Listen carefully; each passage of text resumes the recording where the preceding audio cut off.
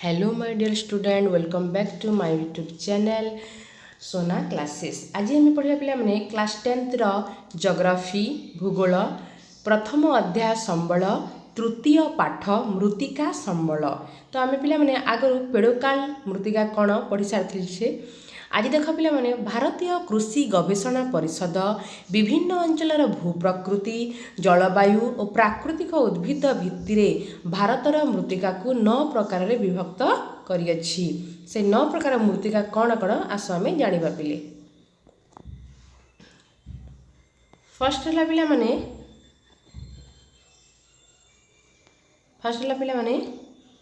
पटु मृत्तिका alluvial soil जोटा पटु मृत्तिका कौन देख पिला माने पटु मृत्तिका हेउछि एही मृत्तिका भारतर एक प्रधान मृत्तिका।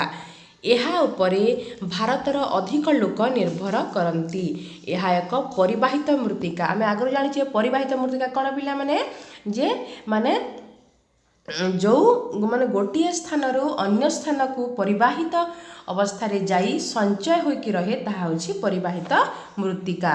तो भारतर समुदाय आयतनर शतकड़ा 43% केते भाग शतकड़ा 43% माने 43 भाग एही मृत्तिका देखा जाए भारत रे। तो कौन पिला देख नेक्स्ट विभिन्न नदी उपत्यका अंतर्गत समतल अंचल प्लावन भूमि त्रिकोण भूमि इत्यादि अंचल रे माने यह अपसृत मृत्तिका भाव रे देखा जाए।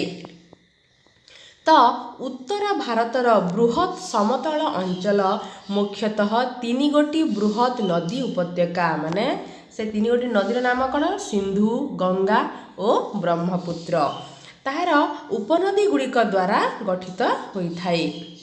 माने गुजरात देख पिला माने गुजरात राजस्थान पर्यंत एटा माने परिव्याप्त अवस्था थाए। तो पूर्व उपकूलवर्ती नदी गुड़िकर माने जोटा कि महानदी है गोदावरी कृष्णा कावेरी इत्यादि त्रिकोण भूमि अंचल रे एही मृत्तिका देखा जाए। एवं पश्चिम उपकूलर कौ गोटे मृत्तिका देखा जाए माने गुजरात कर्नाटक महाराष्ट्र केरल एही माने एही पश्चिम उपकूल रे मध्य एही मृत्तिकाटी केतेकांश रे देखा जाए। तो देख पिला माने ओडिशार उपकूलवर्ती समतल भूमि और नदी उपत्यका एही अंचल रे एही मृत्तिका देखा जाए। नेक्स्ट देख पिला माने एथिरे विभिन्न परिमाण रे बालुका रेणु माने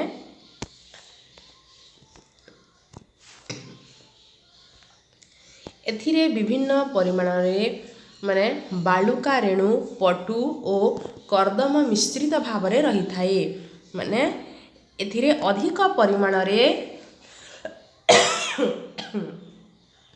देख पिला माने एथिरे अधिक परिमाण रे खनिज पदार्थांश और जैवांश थिबारु या अत्यंत उर्वर और उर्वर मृत्तिका सब बेले कृषि कार्य पई उपयुक्त जानि था बोले। पटु मृत्तिकारे पोटास देख पिला माने पटु मृत्तिकारे पोटास और चून अंश अधिक थाए और जबरक्षारजान कम थाए। मन रख पिला माने पटु मृत्तिकारे पोटास और चून अंश अधिक परिमाण रे थाए एवं जबरक्षारजान कम परिमाण रे थाए। सेथिपाई एहार उर्वरता अधिक वृद्धि पाई सार प्रयोग करा जाए। माने सेथिपाई एहार उर्वरता को माने आहुरी अधिक उर्वर करिया पाई एथिरे सार प्रयोग करा जाए। नेक्स्ट देख पिला माने गांगेय समतल भूमि रे एही पटु मृत्तिका मुख्यतः 2 प्रकारर माने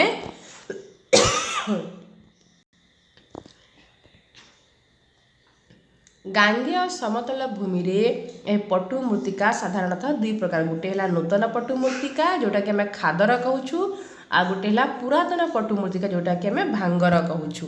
तो खादर मृत्तिकाटा नदी सर्जरे प्लावन भूमि रे देखा जाए। माने नदी मानंगरे खादर मृत्तिका देखा जाए एवं एधिरे अधिक परिमाण रे बालुका थाए पटु थाए आ कर्दम अंश मिश्रित भाव रे थाए।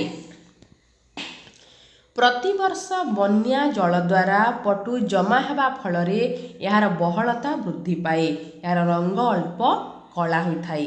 भांगर मृत्तिकारे माटी अंश अधिक थाए जेते बेले कि तमरा ଖାଦରରେ ଅଧିକ ପରିମାଣରେ ବାଲୁକା ଥାଏ ଏବଂ ଭାଙ୍ଗରରେ ମାଟି ଅଂଶ ଅଧିକ ଥାଏ। ଏହା ନଦୀର ପ୍ଲାବନ ଭୂମି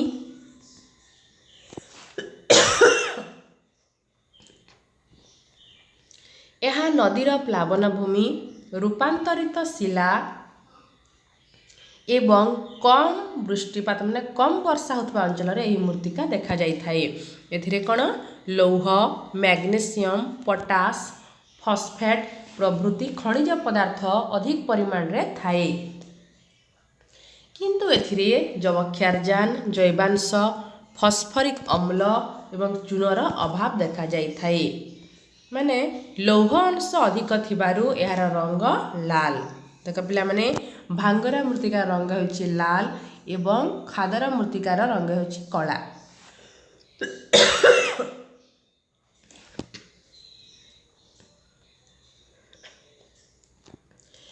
ଏହି ମୃତ୍ତିକା ହାଲୁକା, ଅଧିକ ଛିଦ୍ରଯୁକ୍ତ ଓ ତନ୍ତୁ ବିଶିଷ୍ଟ ହୋଇଥାଏ। ନେକ୍ସଟ ଦେଖ ପିଲାମାନେ, ଜଳୀୟ ଅଂଶ ଅଧିକ ଥିଲେ ଏହାର ସଂରଚନା, ଏହାର ରଙ୍ଗ ପୀତ ବା ହଳଦିଆ ହୋଇଥାଏ। ଏହାକୁ ପୀତ ମୃତ୍ତିକା କୁହାଯାଏ। ଦେଖ ପିଲାମାନେ,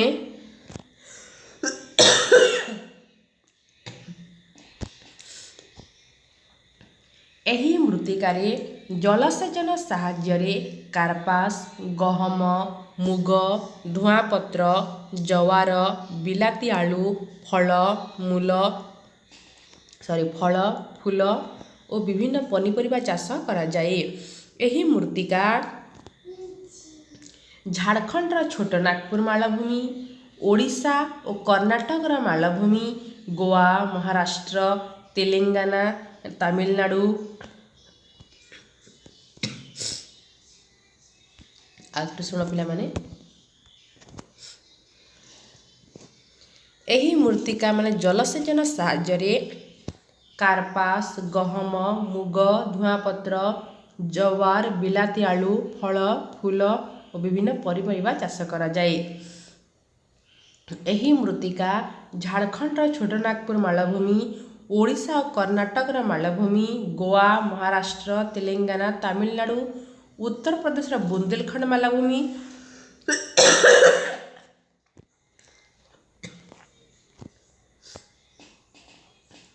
ଏବଂ ମଧ୍ୟପ୍ରଦେଶର ପାଲାଘାଟ ଅଞ୍ଚଳ, ରାଜସ୍ଥାନର ଚିତ୍ତୋରଗଡ଼ ଓ ଆଜମେର ଅଞ୍ଚଳ, ମେଘାଳୟ, ମିଜୋରାମ, ମଣିପୁର ଓ ନାଗାଲାଣ୍ଡରେ ଦେଖାଯାଏ। ଏହି ମୃତ୍ତିକା ଗ୍ରାନାଇଟ୍, ନିସ୍, ଡାଇରୋରାଇଟ୍ ଶିଳାରୁ ରେଣୁ ସହିତ ମିଶି ଲାଲ ଦୋରସା ମୃତ୍ତିକା ଓ ଗ୍ରାନାଇଟ୍ ବାଲୁକା ପଥର ରେଣୁ ସହିତ ମିଶି ଲାଲ ବାଲୁକା ମୃତ୍ତିକା ଭାବରେ ପୂର୍ବଘାଟ ଓ ପଶ୍ଚିମଘାଟ ପର୍ବତମାଳା ଓ ଦକ୍ଷିଣ ଭାରତର ମାଳଭୂମି ମାନଙ୍କରେ ଦେଖାଯାଏ।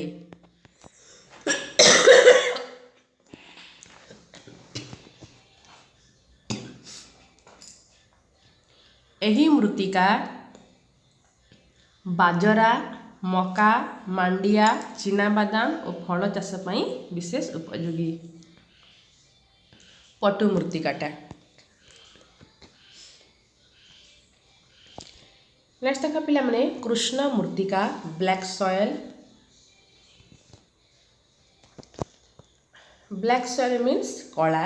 ଏହି ମୃତ୍ତିକା ରଙ୍ଗ କଳା। ସ୍ଥାନୀୟ ଭାବରେ ମାନେ ଲୋକାଲ ନେମ୍ ଅନୁସାରେ ଏହାକୁ ରେଗୁର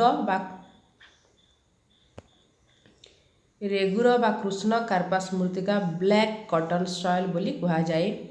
ଆନ୍ତର୍ଜାତିକ ସ୍ତରରେ ଏହାକୁ କ୍ରାନ୍ତୀୟ ଚେର୍ନୋଜେମ୍ ମୃତ୍ତିକା ବୋଲି କୁହାଯାଏ। ଟ୍ରପିକାଲ ଚେର୍ନୋଜେମ୍ ସଏଲ ବା କୃଷ୍ଣ ଲାଲ ମୃତ୍ତିକା ବୋଲି ମଧ୍ୟ କୁହାଯାଏ। ଦେଖ ପିଲାମାନେ, ଦାକ୍ଷିଣାତ୍ୟର ଜ୍ୱାଳାମୁଖୀ ନିର୍ଗତ ଲାଭା ସୃଷ୍ଟ ମାଳଭୂମିର ବାସାଲ୍ଟ ଶିଳାରୁ ଏହା ସୃଷ୍ଟି ହୋଇଥାଏ। ତେଣୁ ଏଥିରେ ଅଧିକ ପରିମାଣରେ ଲୌହାଂଶ ରହିଥାଏ, ଅଧିକ ପରିମାଣରେ ଆଲୁମିନିୟମ, ପଟାସ, ଚୂନ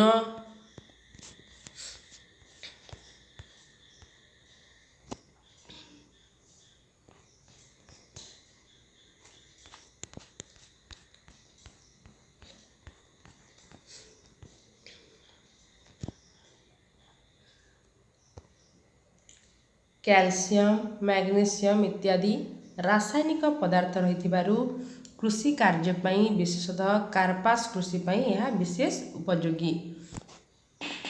ଏହି ମୃତ୍ତିକାରେ ଗହମ, କପା, ଜୱାର, ମିଲେଟ୍, ଜଡ଼ା, ଧୂଆଁପତ୍ର, ଆଖୁ, ଫଳ, ପନିପରିବା ଉତ୍ତମ ରୂପେ ହୋଇଥାଏ।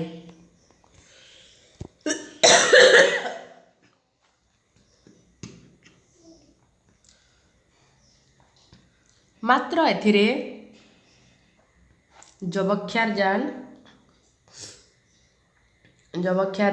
ଫସ୍ଫରସ୍, ଜୈବାଂଶ ଓ ଅମ୍ଳ ଅଂଶର ଅଭାବ ଦେଖାଯାଏ।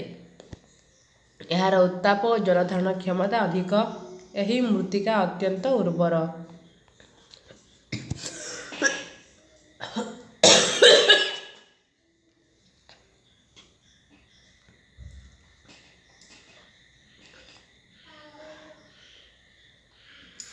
ଏହା ମହାରାଷ୍ଟ୍ର, ଗୁଜରାଟ, ମଧ୍ୟପ୍ରଦେଶ, କର୍ଣ୍ଣାଟକ, ଛତିଶଗଡ଼, ଆନ୍ଧ୍ରପ୍ରଦେଶ, ତାମିଲନାଡୁ ଆଦି ରାଜ୍ୟରେ ଦେଖାଯାଏ। ଓଡ଼ିଶାର ଅନୁଗୁଳ, ଆଠମଲ୍ଲିକ, ବୌଦ୍ଧ ପ୍ରଭୃତି ଅଞ୍ଚଳରେ ଏହି ବ୍ଲାକ୍ ସଏଲଟା ଦେଖାଯାଏ। ନେକ୍ସଟ ଦେଖ ପିଲାମାନେ ଲାଟେରାଇଟ ମୃତ୍ତିକା, ଲାଟେରାଇଟ ସଏଲ। ଲାଟେରାଇଟ ସଏଲ କ'ଣ ପିଲାମାନେ ଦେଖ, ସାଧାରଣତଃ ଅଧିକ ତାପମାତ୍ରା ଓ ଅଧିକ ବୃଷ୍ଟିପାତ ପାଉଥିବା କ୍ରାନ୍ତୀୟ ମୌସୁମୀ ଜଳବାୟୁ ଅଞ୍ଚଳରେ ଏହି ପ୍ରକାର ମୃତ୍ତିକା ଦେଖାଯାଏ। ଏଠାରେ ଆର୍ଦ୍ର ଓ ଶୁଷ୍କ ଜଳବାୟୁ ବିଭିନ୍ନ ଋତୁରେ ଅନୁଭୂତ ହେଉଥିବାରୁ ବୃଷ୍ଟି ଜଳ ପ୍ରକ୍ଷାଳନ ଅଧିକ ମାତ୍ରାରେ ହୋଇଥାଏ। ଏହାଦ୍ୱାରା ଉପରିସ୍ଥ ବାଲୁକା ଅଂଶ ଧୋଇ ହୋଇଯାଏ। ତେଣୁ ଏ ପ୍ରକାର ମୃତ୍ତିକାରେ ଯବକ୍ଷାରଜାନ, ଫସ୍ଫରସ୍, ଜୈବାଂଶ, ପଟାସ, ଚୂନ, ମ୍ୟାଗ୍ନେସିୟମ ଆଦି ରାସାୟନିକ ପଦାର୍ଥର ଅଭାବ ଦେଖାଯାଏ। ଏଥିରେ ଲୌହ ଅଂଶ ଅଧିକ ଥିବାରୁ ଏହାର ରଙ୍ଗ ଲାଲ ଦେଖାଯାଏ। କେତେକ ସ୍ଥାନରେ ଚୂନ ଅଂଶ ଅଧିକ ଥିଲେ ତାକୁ ଶ୍ୱେତ ଲାଟେରାଇଟ ମୃତ୍ତିକା କୁହାଯାଏ। ଏହି ମୃତ୍ତିକାର ଉପରିଭାଗ ପୀତ ବା ହଳଦିଆ ବା ପାଉଁଶିଆ ରଙ୍ଗର ଏବଂ ନିମ୍ନାଂଶ ଲାଲ ହୋଇଥାଏ।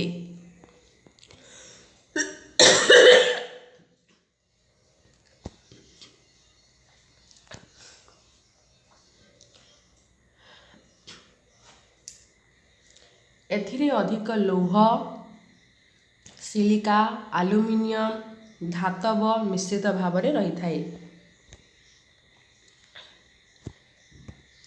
ଏହି ଲାଟେରାଇଟ ମୃତ୍ତିକାରେ ଲୌହ, ସିଲିକା, ଆଲୁମିନିୟମ, ଧାତବ ମିଶ୍ରିତ ଭାବରେ ରହିଥାଏ। ଏଥିରେ ଜଳୀୟ ଅଂଶ ଅଧିକ ଥିଲେ ଏହାକୁ ଲହୁଣୀ ପରି କୋମଳ ଓ ଜଳୀୟ ଅଂଶ ଶୁଖିଗଲେ ଅଧିକ ଶକ୍ତ ହୋଇଯାଏ।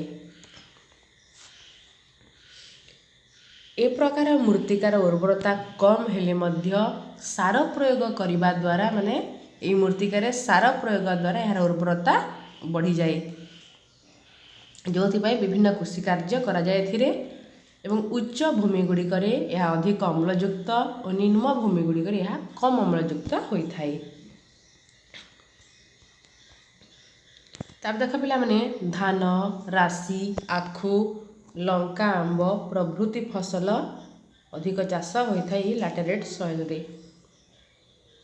ସାଧାରଣତଃ ଏହା ପଶ୍ଚିମଘାଟ ପୂର୍ବଘାଟ ପର୍ବତମାଳାରେ ରାଜମହଲ ପର୍ବତ, ବିନ୍ଧ୍ୟ ଓ ସାତପୁରା ପର୍ବତ ପ୍ରଭୃତି ଶୀର୍ଷ ଦେଶରେ ଦେଖାଯାଏ। ଏହା ବ୍ୟତୀତ କେରଳ, କର୍ଣ୍ଣାଟକ, ମହାରାଷ୍ଟ୍ର, ଓଡ଼ିଶା, ପଶ୍ଚିମବଙ୍ଗ, ଆସାମ, ମେଘାଳୟ, ଝାଡ଼ଖଣ୍ଡ ପ୍ରଭୃତି ରାଜ୍ୟରେ ପର୍ବତ ପାଦଦେଶରେ ଓ ନଦୀ ଉପତ୍ୟକା ଗୁଡ଼ିକରେ କେତେକାଂଶରେ ଦେଖାଯାଏ। ଏହି ମୃତ୍ତିକା ବାଲେଶ୍ୱର, କଟକ, ଢେଙ୍କାନାଳ, ଖୋର୍ଦ୍ଧା, ଗଞ୍ଜାମ, କୋରାପୁଟ, ମୟୂରଭଞ୍ଜ, ସୁନ୍ଦରଗଡ଼ ପ୍ରଭୃତି ଜିଲ୍ଲାରେ ଦେଖାଯାଏ।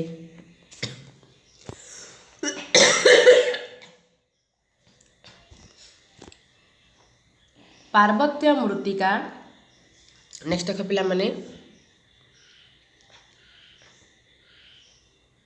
माउंटेन सॉइल यही प्रकार मृत्तिका हिमालय पर्वतमालार 2100 मीटर रु 3000 मीटर उच्च स्थान रे नदी उपत्यका पर्वत शिखरांचल रे देखा जाए माउंटेन सॉइल।